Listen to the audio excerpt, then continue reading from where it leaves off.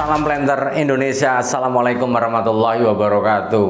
Menjawab pertanyaan dari salah satu sahabat The Brondol yang bicara tentang efek dari pembukaan lahan kelapa sawit dengan sistem bakar. Efeknya ke bagaimana sih Pak Pendi secara biologi dan kimia? Karena juga ada beberapa mahasiswa yang menanyakan hal ini.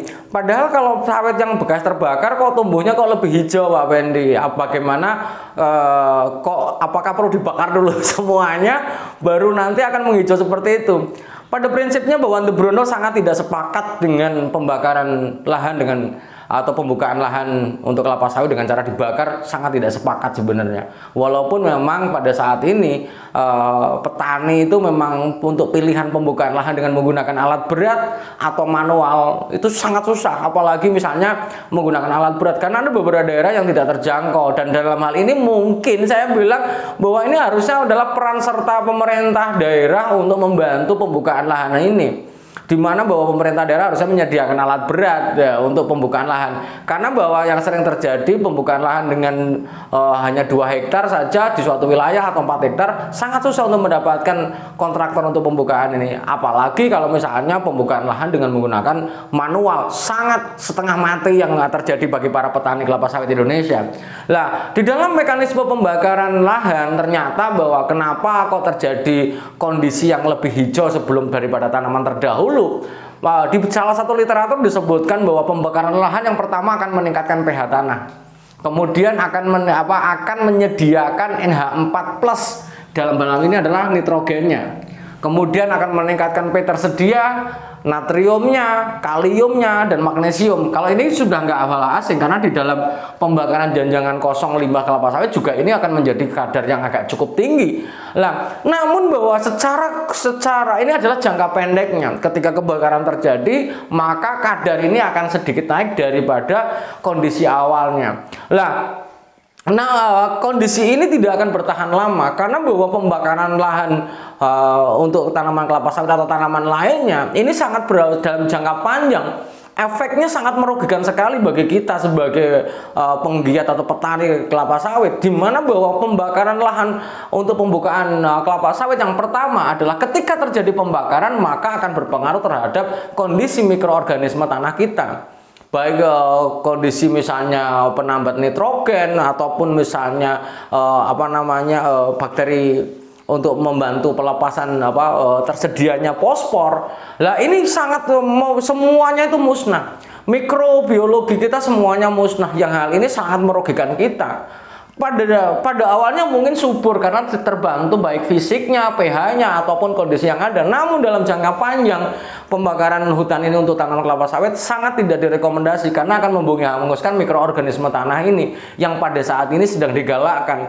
Di mana bahwa penggunaan mikroorganisme tanah ini yang kita tambahkan baik menggunakan E4 ataupun menggunakan bakteri-bakteri yang lain sangat membantu kita untuk menekan untuk bisa memudahkan pelepasan unsur hara bagi tanaman yang harusnya slow release menjadi fast release.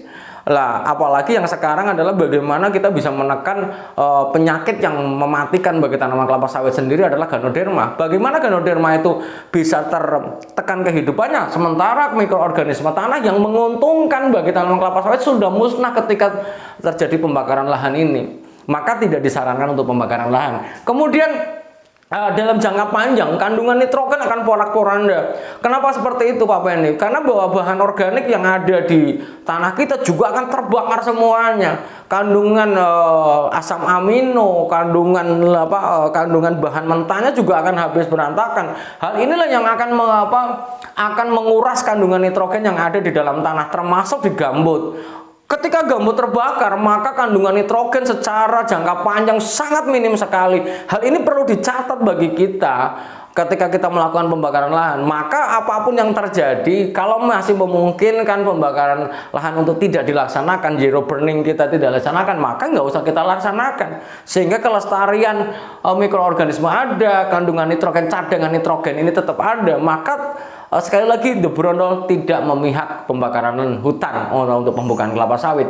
Maka harus ada konsep perbaikan di dalam pembukaan lahan kita ke depannya. Kemudian yang paling fatal lagi bahwa pembakaran lahan kita akan merubah baik sifat fisik dan kimia tanahnya, di mana lihat kandungan lihat sendiri ketika terjadi pembakaran, terjadi kebakaran lihat aja, kita bisa bayangkan tanah liat yang terbakar saja itu akan menjadi batu bata yang kita gunakan untuk pembangunan. Apalagi tanah liat kita ketika terjadi pemanasan sampai 200 derajat akibat kebakaran hutan ini, ya pasti akan berpengaruh terhadap kondisi liat kita. Di mana kondisi liat kita, tanah liat kita sendiri bermuatan yang akan membantu kapasitas tukar kation. Ini adalah kapasitas tukar kationnya. Nah, mungkin apa ini teori gitu, tapi bukan. Kapasitas tukar kation mungkin harus kita pahami di mana ketika pemupukan yang ada, tanah liat ini mampu menjerap unsur-unsur yang diberikan melalui pemupukan kita, mampu menjerapnya dan tanaman butuh kita berikan. Ketika kation KTK ini sudah berantakan, kondisinya terjadi perubahan struktur liatnya, maka jangan banyak berharap untuk KTK yang lebih tinggi lagi. Walaupun ke tanah bakaran, ini sekali lagi tanah bakaran kelihatannya bagus, remah, warnanya cantik, ke bawah hitam itu, kemudian kalau kita gunakan akan menjadi mendukung pertumbuhan tanaman. Jawabannya adalah salah, karena bahwa terjadi kondisi di mana terjadi perubahan struktur liatnya. Lah, ketika KTK ini diberi kondisinya menurun, maka pemupukan akan berjalan tidak seperti yang kita inginkan, karena kemampuan liat untuk menjerap unsur hara yang diberikan pemupukan sudah tidak terjadi lagi di sini. Secara fisiknya, secara kimianya, secara fisik perubahan liat dan secara kimia akan memporak-porandakan, kalau bahasanya PD adalah memporak-porandakan, akan merusak angka KTK dari tanah itu sendiri, sehingga memang daya dukung lahannya dalam jangka waktu panjang memang kurang baik. Hal ini perlu diperhatikan bagi para petani dan para planter semuanya. Walaupun sekali lagi sampai dengan hari ini harusnya pemerintah daerah termasuk pemerintah desa yang mayoritas petaninya akan membuka kelapa sawit harusnya menyediakan.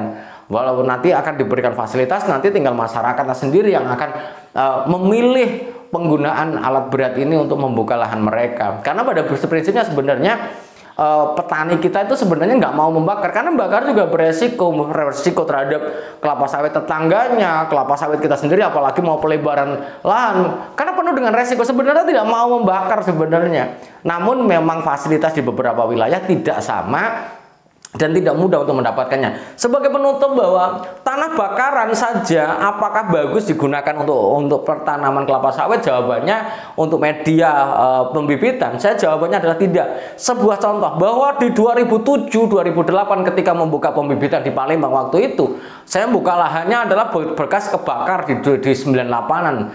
Ketika saya gunakan pada awal pertumbuhannya luar biasa. Kecambah ditanam, warnanya hijau, kondisinya segar pada waktu pertama 0 sampai 1 bulannya. Namun dalam pertumbuhan kelang selanjutnya, di mana kebutuhan kelapa sawit akan unsur hara sudah mulai bertambah, jawabannya adalah sangat jauh kalah sekali ketika kita menggunakan 100% tanah liat yang masih dalam kondisi utuhnya.